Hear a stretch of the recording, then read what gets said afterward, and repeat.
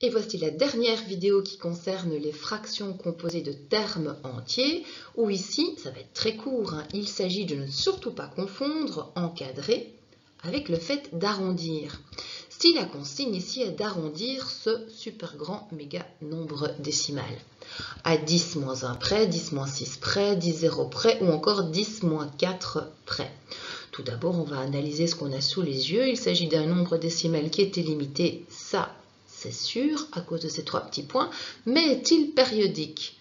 Voyons voir ça si je trouve une fréquence qui se répète de façon indéfinie. 5, 7, 4, 6, 1, 5, 7, 4, 6, 1, 5, 7, 4, 6, 1. Effectivement, il s'agit d'un nombre décimal illimité périodique et donc ce nombre appartient à l'ensemble des rationnels.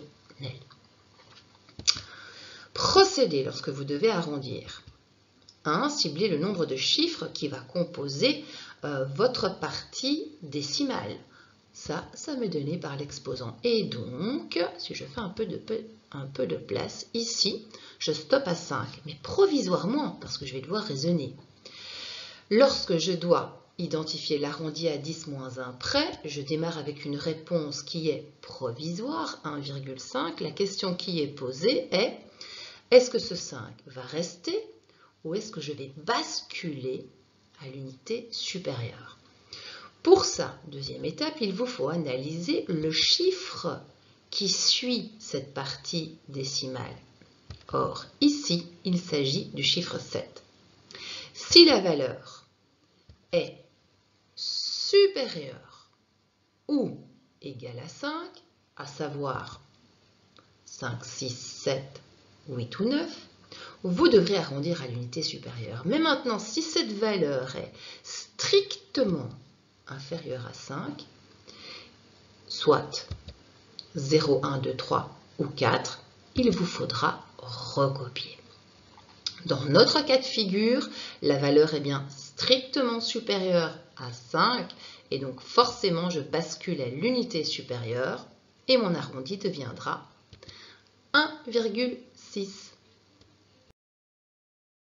Passons aux trois autres sous-questions, donc l'arrondi à 10 moins 6, 10, 0 et 10 moins 4. Pour 10 moins 6, alors, j'ai besoin de 6 chiffres après la virgule, oui mais ça c'est provisoire. La question qui est posée, c'est sur le dernier chiffre qui compose cette partie décimale. Va-t-il être conservé ou basculé à l'unité supérieure? 5 ou 6? Pour ça, je prends le chiffre qui suit. Or, cette valeur est 7, soit une valeur supérieure à 5, et donc je bascule à l'unité supérieure. L'arrondi à 10 moins 6 près devient 1,57461, 6. Pour l'arrondi à 10, 0 près maintenant, je fais un peu de place, 10, 0 près, ça concerne la partie entière de mon nombre décimal, à savoir 1.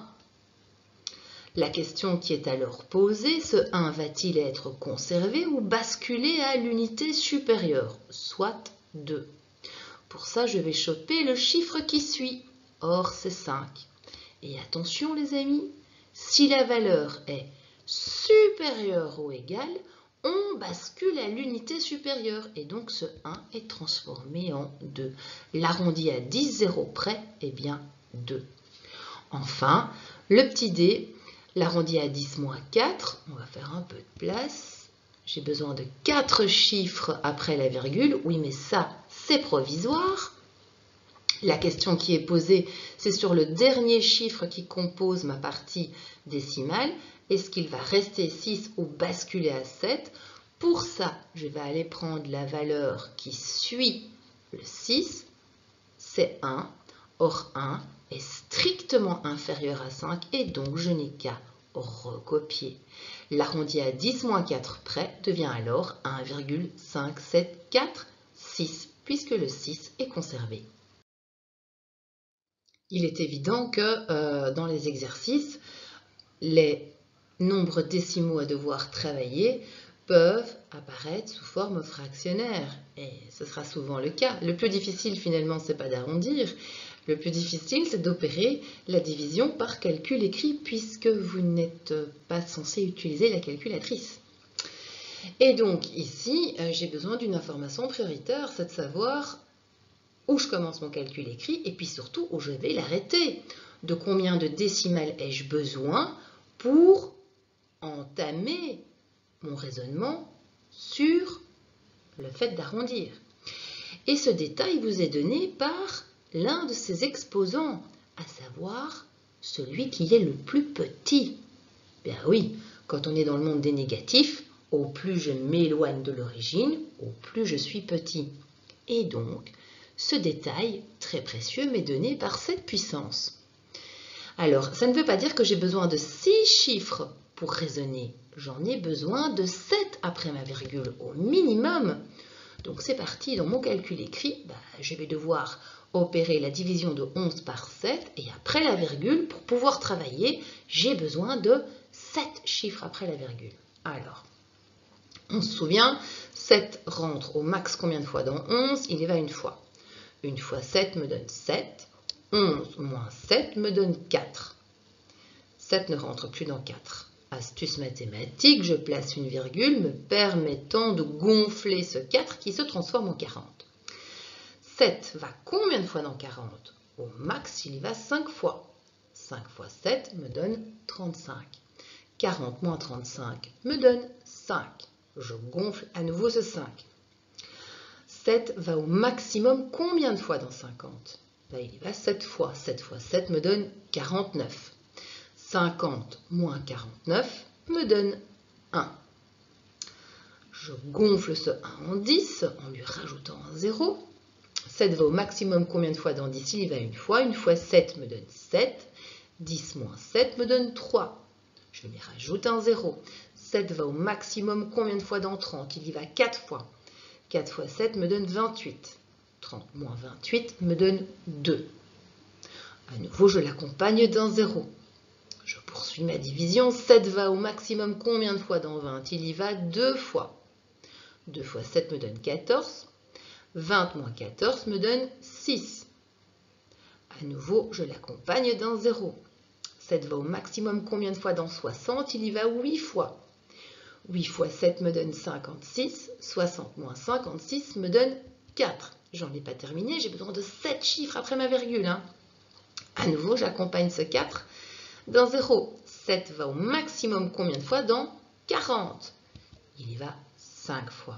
Voilà, j'ai de quoi pouvoir travailler pour cet arrondi et donc forcément pour les autres. À noter que pour ce nombre décimal, ce 5-là, il était apparu déjà bien avant. Oui, mais alors je peux en déduire une chose, c'est que le reste va être identique.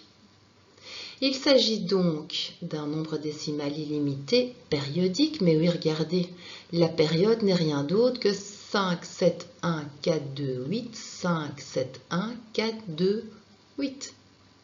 On est donc prêt à pouvoir démarrer nos arrondis.